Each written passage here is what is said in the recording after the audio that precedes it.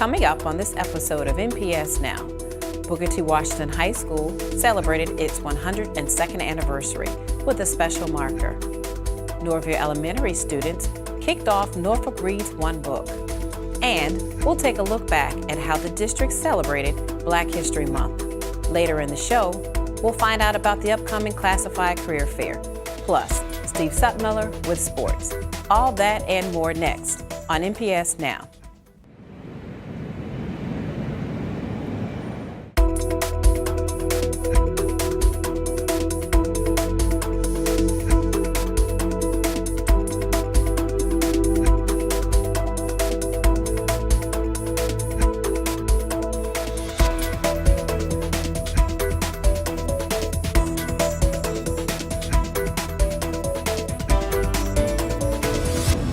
Hello and welcome to NPS Now, your source for news and information about Norfolk Public Schools.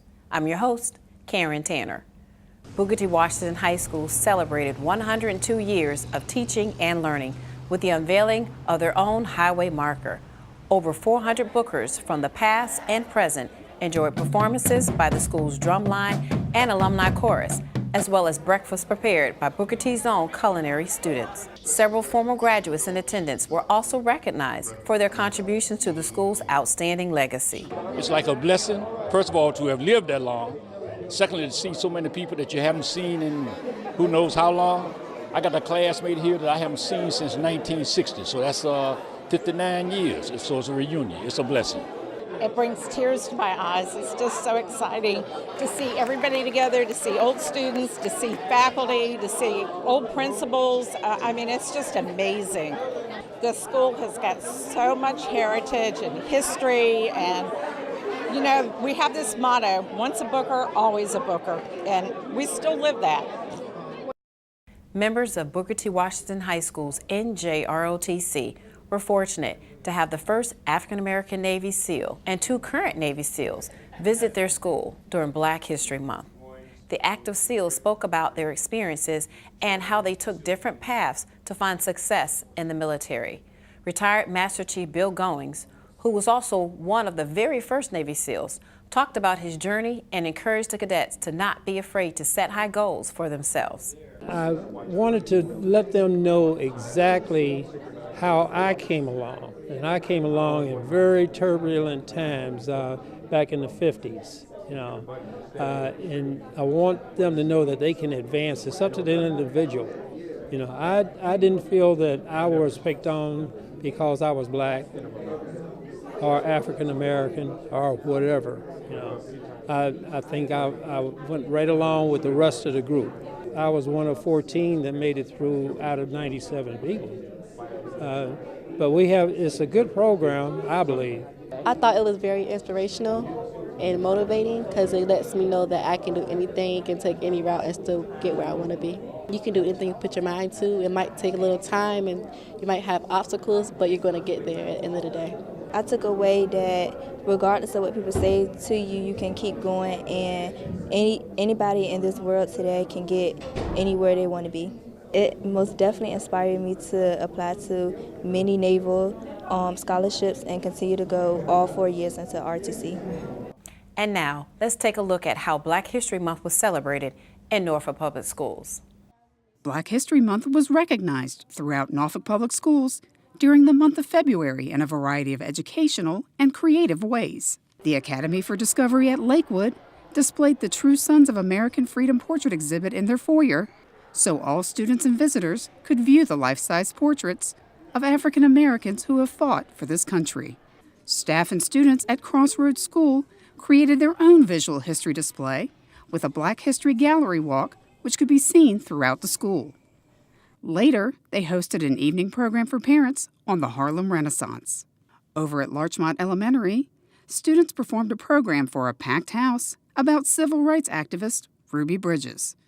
Ms. Bridges is best known for desegregating an elementary school in New Orleans when she was just 6 years old in 1960.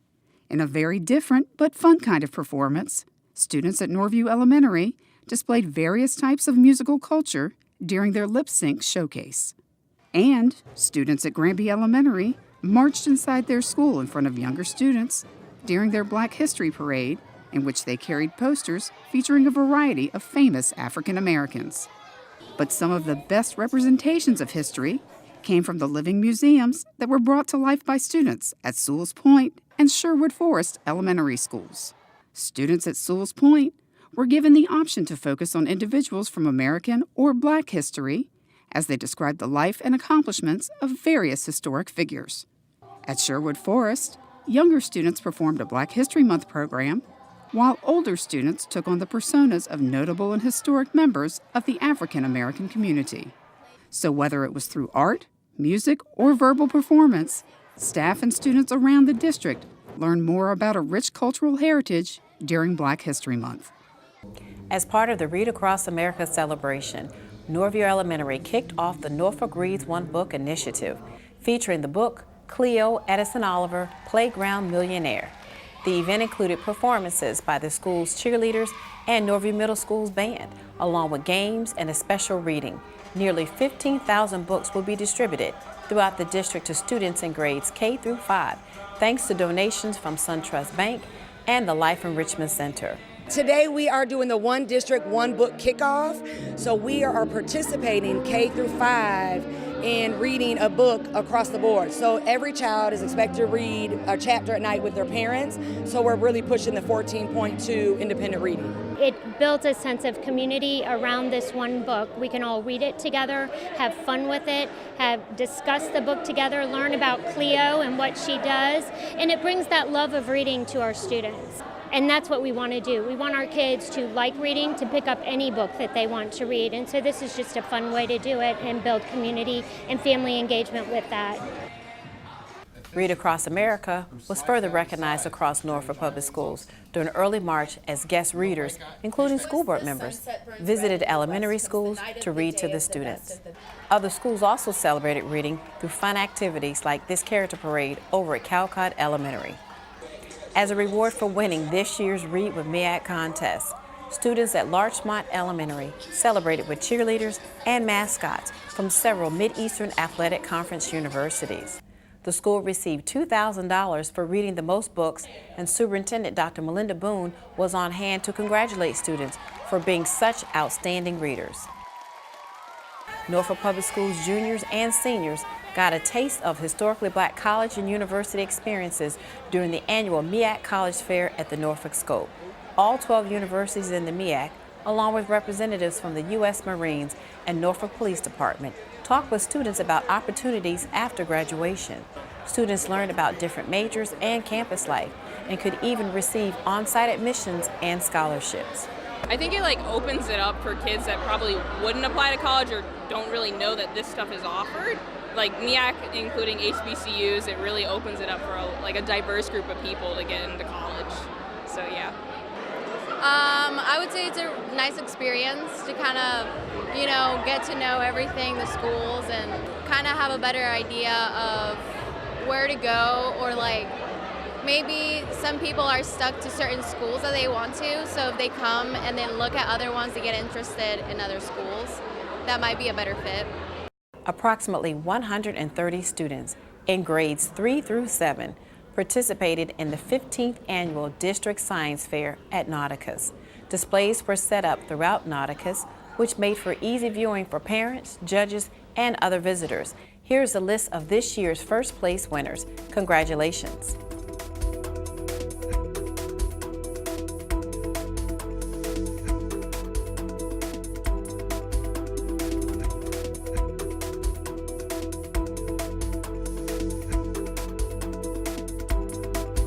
If you have any great story ideas or events happening at your school, please be sure to contact us at npsnews@npsk12.com. Stay tuned for more NPS Now.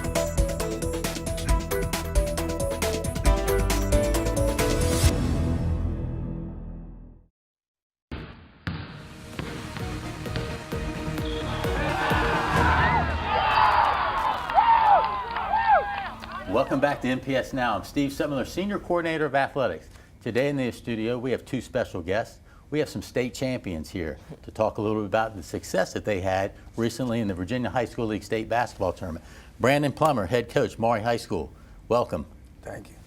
Chase Coleman, the point guard, state champion. Welcome. Thank you. All right, guys, let's get right into it. Talk about how does it feel to be a state champion for Maury High School? It feels great.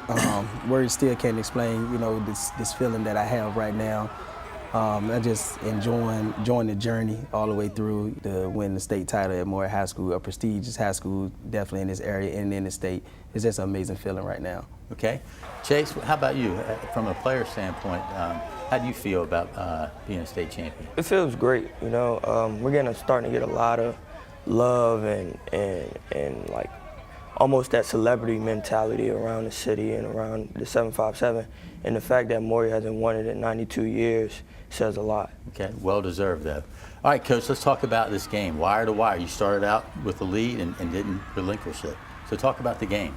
I just told the guys to just go out there and just play our game. Just play our game, do what we do best.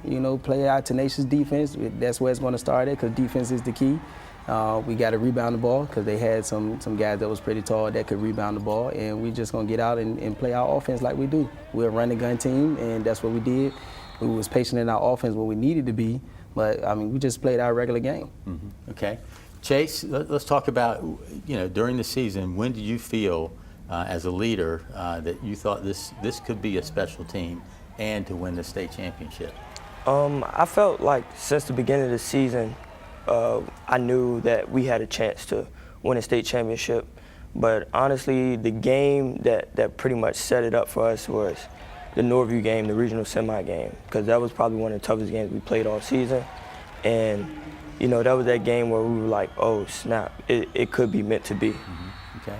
Well, that was down to the wire. Yeah. And it's nice. It's Eastern District basketball is very competitive, so definitely set you up for moving forward.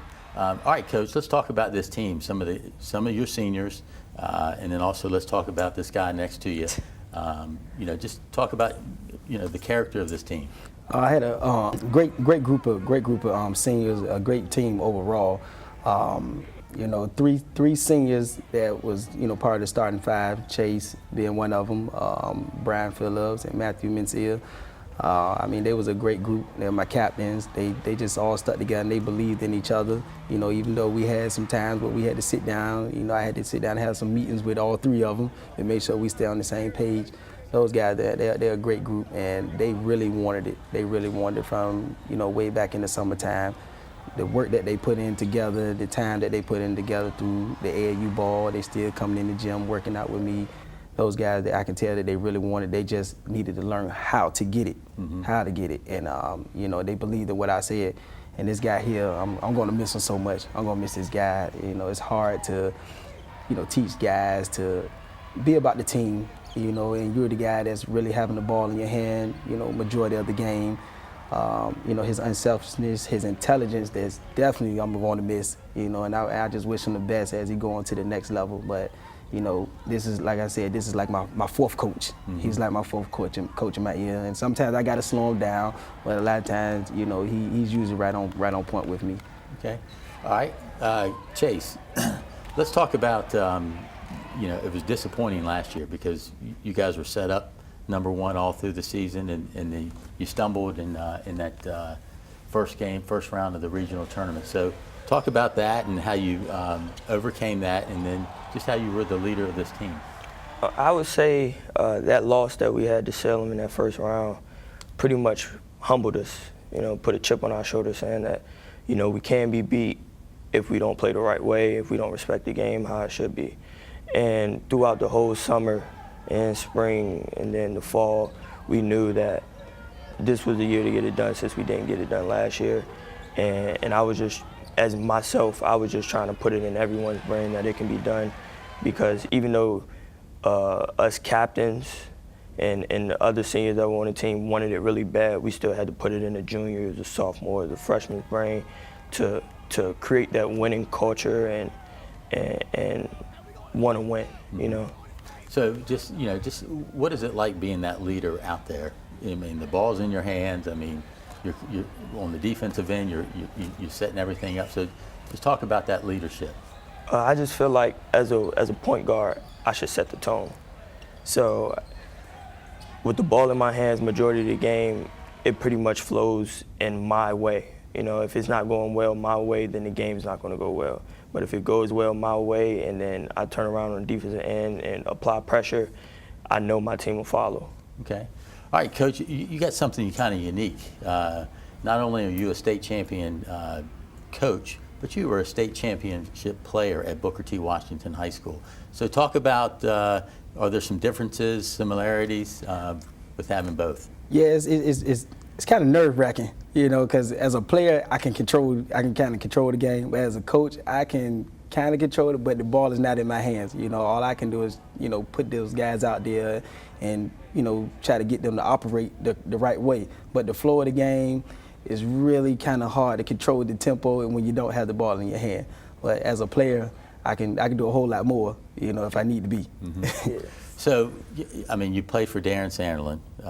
So, were you able to use some of his teachings from when you played, and then how you coach today? Yes, I pretty much used a lot of it. Honestly, I used a lot of it, especially when it comes to, you know, just the structure and the discipline.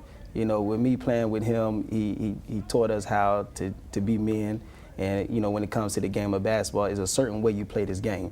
And the only way you can get it done is through hard work. You got to work hard. Nobody's going to lay down for you just because you rank #1 or #2. Nobody cares anything about that, especially when it comes to playoff time.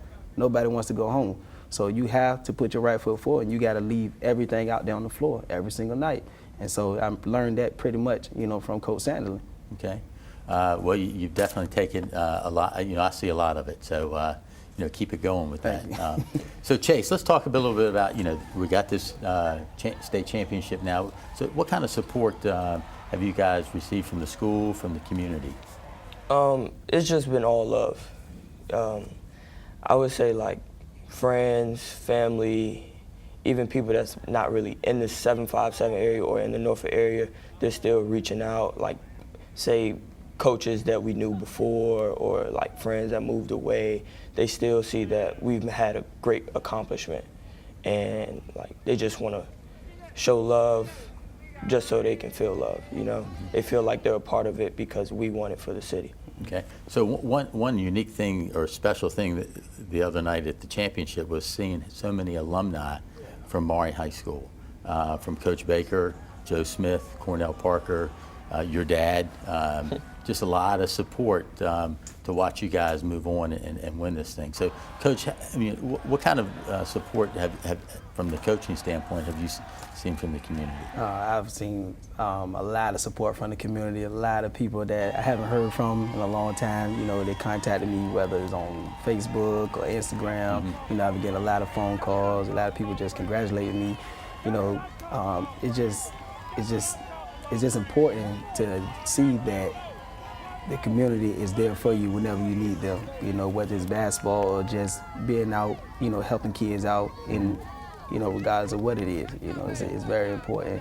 And when I turned around after we was about to win, I turned around seeing all that orange and blue. I said, the community is here. Yeah. And then I looked across and I seen Coach Baker, you know, coming out to support Joe Smith and all those guys. Man, it was just amazing. It was just an amazing feeling to see those guys to come all the way to Richmond to watch us play. Yeah, and I know Miss Berg, you know, she pushed hard to get all those students there, and they really came out and supported as well. It was really neat to see. Yeah. So, all right, Chase, let's talk about the future. What kind of future plans are you looking at, and what are some of your options here? I know I want to play college ball. It's just a matter of where. You know, I'm on the back end of the summer or the spring. That's probably where I have to make my decision because I'm pretty much playing a waiting game. You know, seeing what college teams are going to do with the players and transferring, and if they really need this and if they need that. And so I'm just playing a waiting game, seeing which school will show the most love and interest in me from the heart, and that's where I'll probably end up being. Okay. Well, whatever school gets you, you know, they're getting a quality person. So, and I'll say that because I've seen you for 4 years, really longer than that, but you've done a heck of a job, man. Coach, let's talk about you know, the future. You know, can you as a coach continue this momentum for Maury High School because the tradition is there? So you know, what's the plans here? I believe I can keep the tradition going and, you know, win a couple more titles. The kids that's coming in, they already know that these guys here already laid the foundation. They know what we coming with. It's organization, it's structure, it's about the team. It's not about you, because no man is bigger than my team. So if I get those kind of guys in that's willing to want to win, and it's not about stats or how many points I can score or anything like that, then I believe that I can get it done again. But the future, yes, I think it's pretty bright for Maury High School. All right, guys, again, you know, from the superintendent down, everybody's extremely proud of the accomplishments that you guys just earned with that state championship. So, you know, we don't need to wait however long it was, 92 years again for the next one, because I probably won't see that one. But, again, congratulations. Thank you. More NPS Now after this.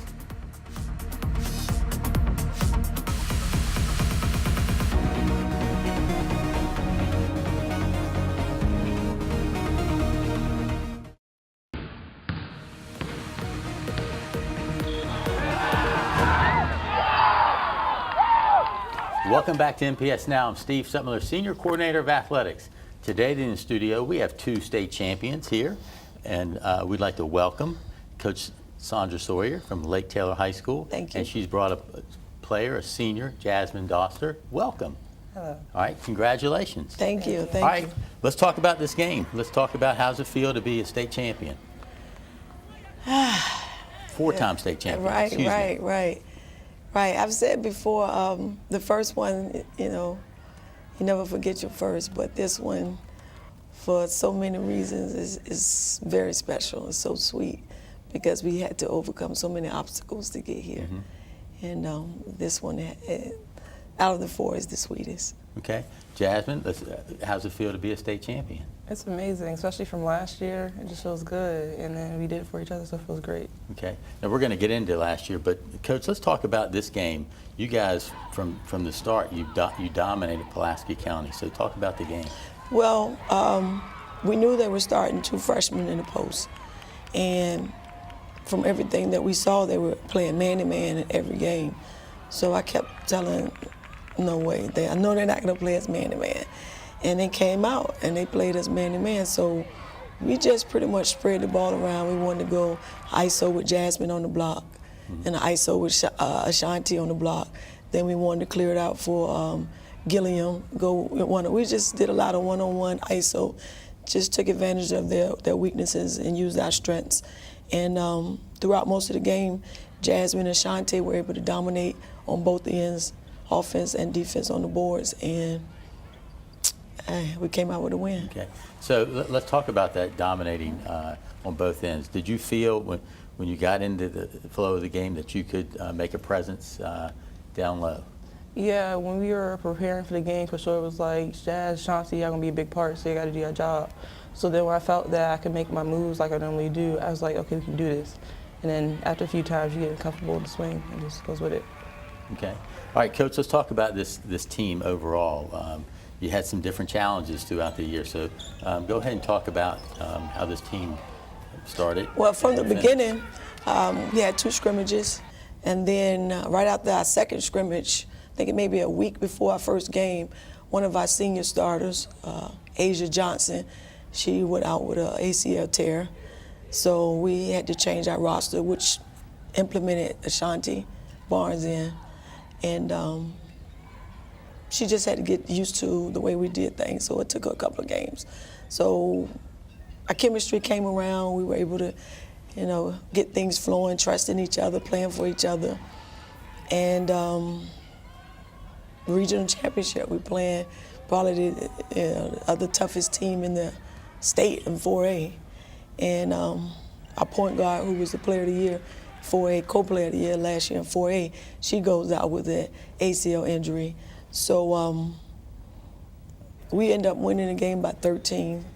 And at that point, that whole weekend, I'm just, you know, really reading my Bible, looking at all motivational quotes and just trying to, you know, have the right words to say to my team when I see them that Monday, pulling them together, because that was tough. Yeah. My faith, you know, I believe in God, but my faith, it wavered.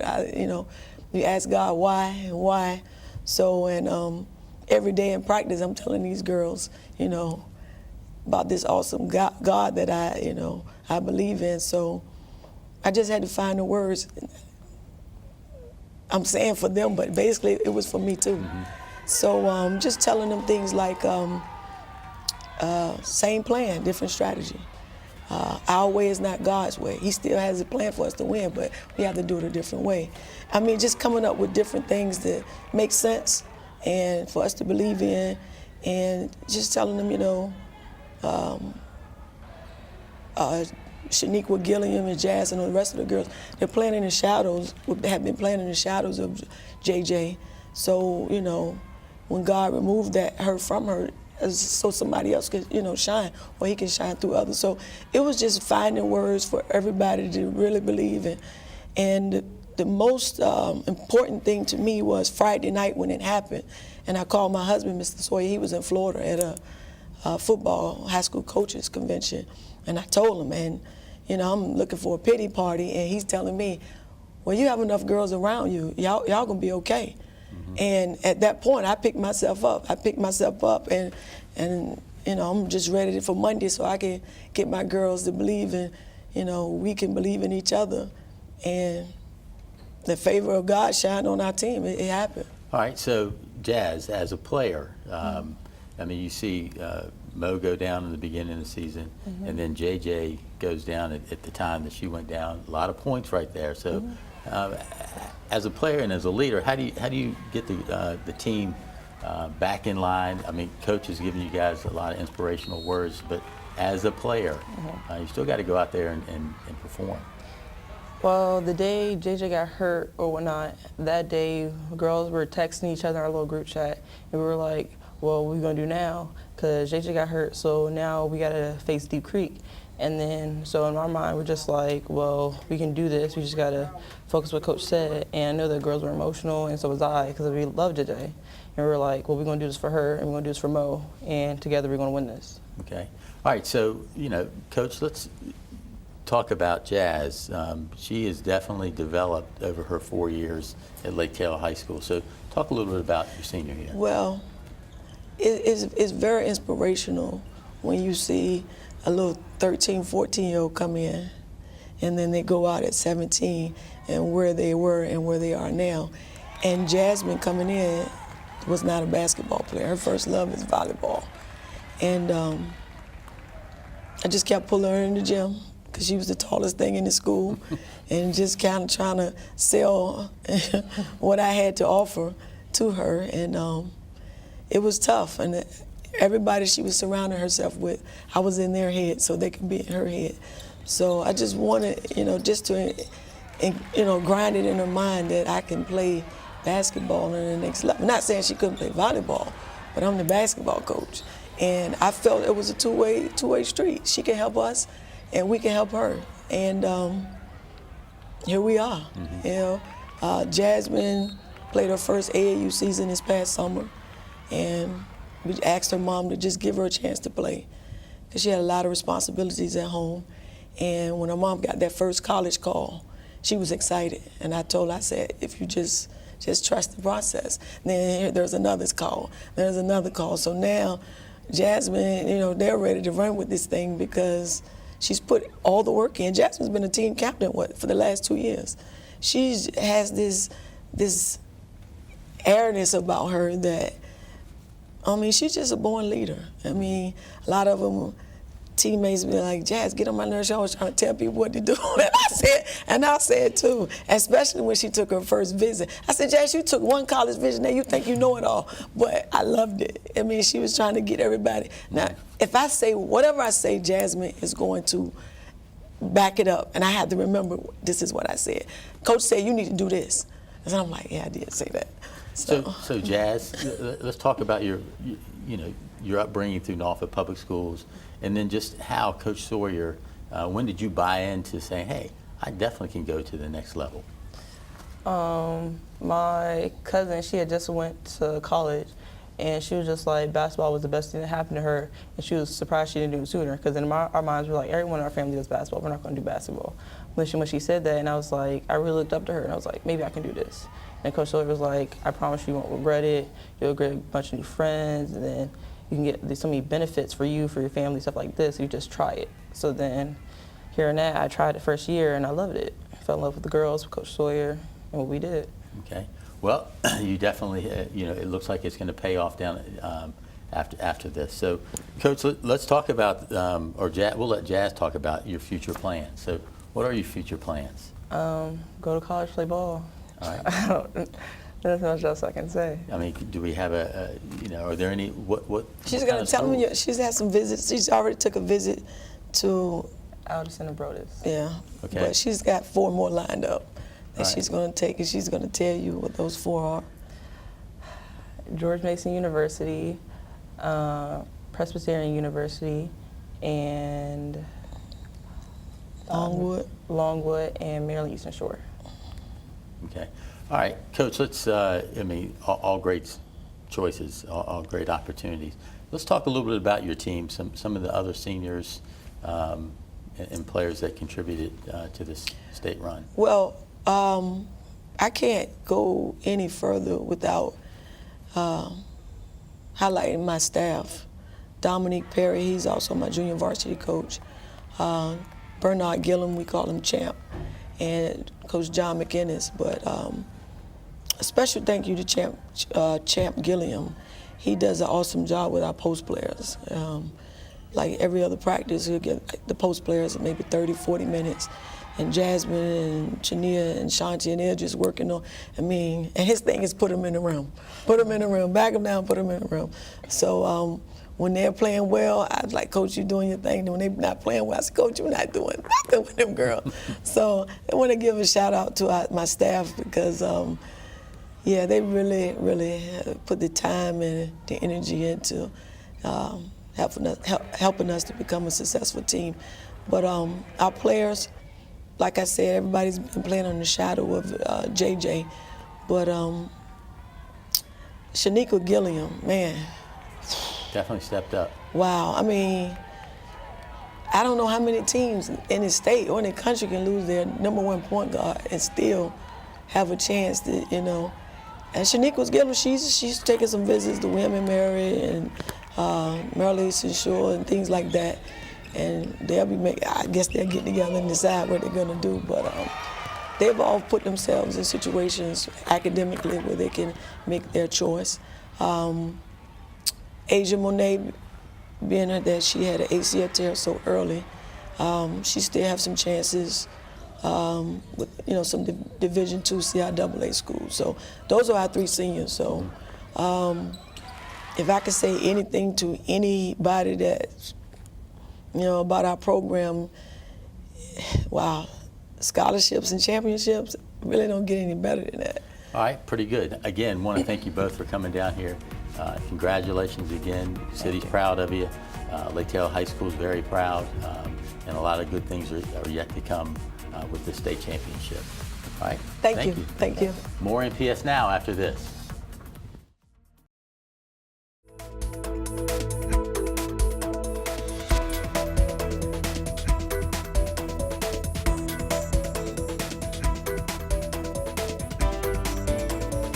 Welcome back to NPS Now. With me today is John A. Brown. She's a Human Resources Generalist for classified employees here at Norfolk Schools. Welcome to NPS Now. Thank you. Thank you. Well, you have something very important getting ready to go on. You're going to have a job fair soon for our classified employees. When is it, where is it, and where is it going to be located? Thank you, Ms. Tanner. It's actually located in the Central Administration Building at 800 East City Hall Avenue here in Norfolk. It is on March 30th. The hours are from 9 a.m. to 12 p.m., supporting most classified positions that we have. What are some of the skills that are needed for some of these positions? For teacher assistant positions, we require that our teacher assistants have a minimum of 48 to 60 credit hours or have successfully completed the paraprofessional exam. Information about the paraprofessional exam can be found at Old Dominion. They facilitate the exam, and so they can call Human Resources or contact someone from admissions from Old Dominion to inquire about the paraprofessional exam.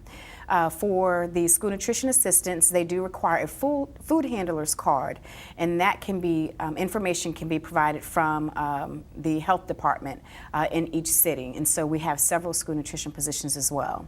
For our custodial positions, it requires a high school diploma as well, and also for our substitute custodian positions, they require high school diplomas as well, or a GED. So bus drivers? Absolutely. Bus drivers, they require a CDL. We provide the training. Although it's unpaid training, we still provide the training for our CDL bus drivers. So where are the work sites for some of these positions? Where could they be working?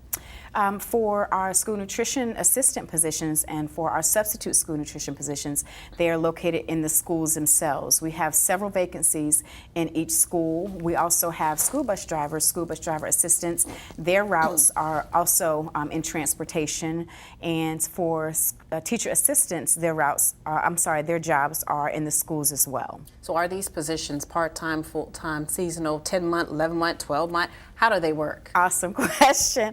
All of the above. So we have part-time temporary substitute clerical positions. We have part-time temporary school nutrition assistant positions. We have part-time temporary substitute teacher assistant positions as well. So all of the above. Even school bus drivers, we have part-time temporary school bus drivers. So are benefits provided for these jobs? Great question. Yes, for full-time contracted positions, Norfolk Public Schools does provide full benefits. What information does someone need to bring to the classified job fair? A resume, references, what do they need to bring with them? Absolutely. A resume is required.